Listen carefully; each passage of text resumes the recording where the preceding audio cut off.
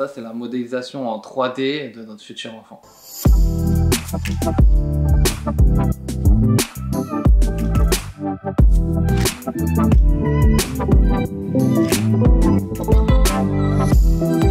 Chez les aveugles, les doigts sont nos yeux. Bah là, ouais, ça donne indirectement un contact visuel avec le futur enfant. C'est assez étrange la première fois, on a du mal un petit peu à vraiment percevoir, alors ça, là c'est le nez, etc.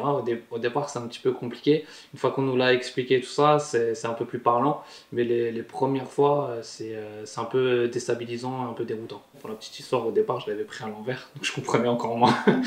mais voilà, non, c'était assez sympa. C'est vraiment l'aspect concret des choses qui ressort en fait grâce à la modélisation 3D.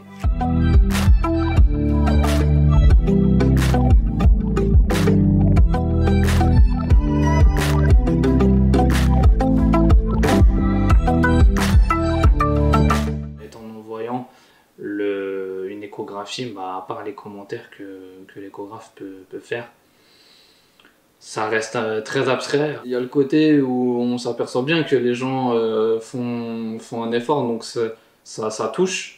Mais il y a ce côté impatience, parce qu'en tant que père, à part voir le ventre qui s'arrondit, etc., il n'y a pas d'image, il n'y a pas de ressenti ni rien. Du coup, il y a un manque de concret en fait.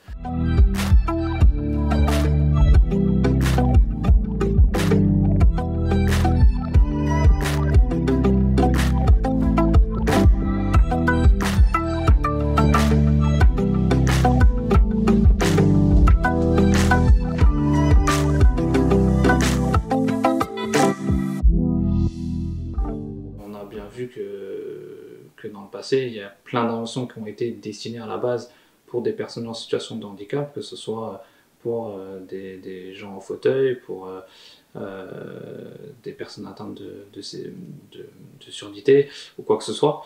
Des inventions qui ont été créées qui au final sont retrouvées pour le grand public, donc ce ne serait pas forcément une surprise de voir que dans quelques temps c'est quelque chose qui est pour tout le monde.